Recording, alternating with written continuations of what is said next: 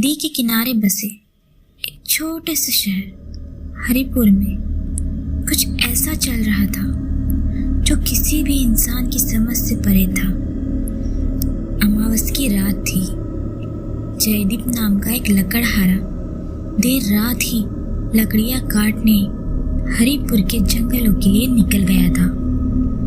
वो जब वहां पहुंचा तो सुबह होने ही वाली थी, लेकिन वहां जाते ही उसे एक अजीब सी बदबू आई, जैसे कि कुछ जल रहा हो। इस डर से कि कहीं आग की वजह से पूरा जंगल ना जल जाए, वो जल्दी से जंगल की ओर अंदर भागा।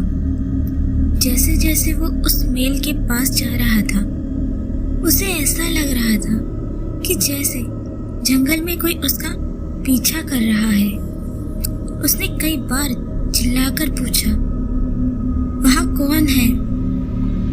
पर उसे कोई जवाब नहीं मिला। तभी वहां ढेर सारा काला धुआं फैलने लगा। उस धुएं में जयदीप को एक औरत दिखी जिसने काली साड़ी पहनी थी। उसकी शक्ल उसके बालों से ढकी थी, लेकिन उसकी आंखें लाल थी और उनमें एक अजीब सी चमक थी।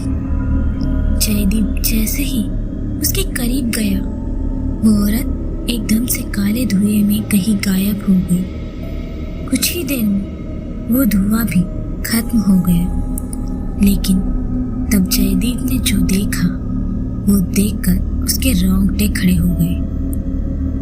जंगल के बीचों बीच उन्हीं के शहर के एक बहुत बड़े व्यापारी हरि की डेड बॉडी पड़ी थी।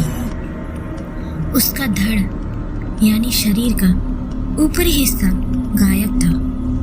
बस उसका सर, पैर और हाथ बचे थे, जो किसी ने एक दूसरे से सिल दिए थे।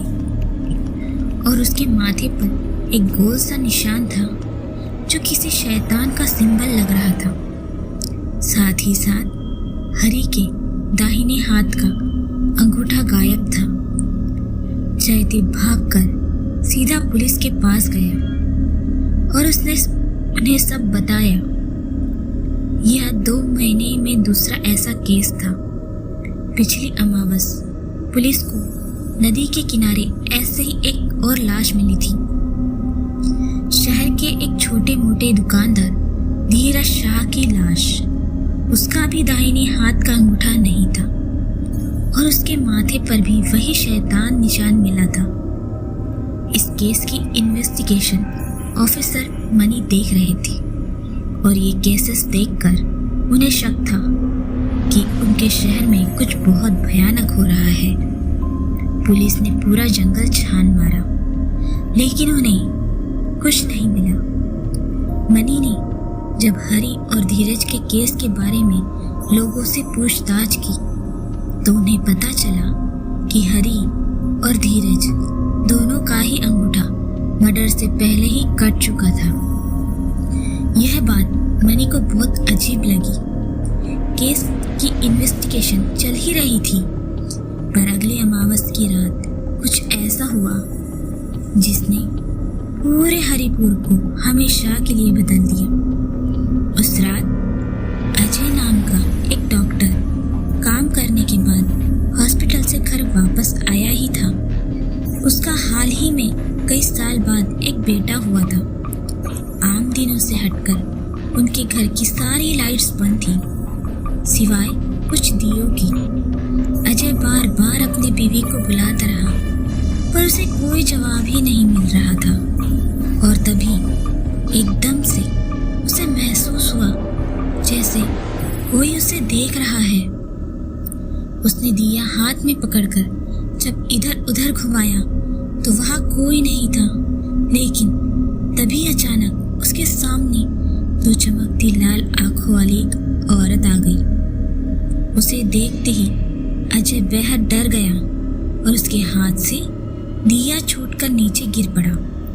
उसने जैसे तैसे घर की लाइट्स ऑन की तो उसने देखा कि उसके सामने काली साड़ी में एक औरत खड़ी है जिसके बाल बिखरे हुए हैं और वो अपनी चमकती लाल आंखों से उसे देखे जा रही है। जैसे ही अजय ने पूछा कि वो कौन है, वो औरत हवा में ही कहीं गायब हो गई। तभी अजय को अपने बच्चे के जोर जोर से रोने की आवाज आई। वो भागकर अंदर बेडरूम में गया तो उसने देखा कि उसका बेटा उनके बिस्तर के बगल में बैठकर रो रहा है और बस उसी तरफ देख रहा है जहां से वो औरत गायब हुई। अजय जैसे ही अपने बेटे को उठाने के लिए नीचे झुका, उसका खून सूख गया। बेड के नीचे उसकी बीवी की लाश पड़ी थी, बिल्कुल उसी हालत में। उसका सर, उसके हाथ और उसके पैर एक दूसरे से जुड़े हुए थे, लेकिन उसका ऊपर हिस्सा गायब था। उसके माथे पर वही निशान बना था। अजय उसे देखते ही जोरों से रोने लगा। यह खबर तेजी से फैली और इंस्पेक्टर मनी अजय के घर पहुंचे। अजय की पत्नी का भी अंगूठा नहीं था। जब मनी ने अजय से इस बारे में पूछताछ की तो अजय ने उन्हें एक ऐसा सच बताया जिसे सुनते ही मनी का दिल दहल गया। अजय ने उसे बताया कि बहुत कोशिशों के बावजूद उनका बच्चा नहीं हो रहा था। किसी ने उसकी पत्नी को बोला कि जंगल में एक पुरानी गुफा है, वहाँ कुछ औरतें हैं जो जादू करती हैं, उनसे जाकर मिलूंगी तो तुम्हारा काम हो जाएगा। अजय और उसकी पत्नी ने सोचा कि वह यह भी आजमा के देखेंगे। वो एक शाम जंगल के बीचों बीच पहुंचे और उस गुफा को ढूंढने लगे और तभी एक जोर की हवा चलने लगी। उन्हें ऐसा लगा कि कोई उन्हें आवाज दे रहा है। कई औरतें इकट्ठे उसकी बीवी का नाम पुकार रही है। अजय ने उससे बहुत पूछा कि अंदर उसने क्या देखा, लेकिन उसकी बीवी ने उसे कुछ नहीं बताया।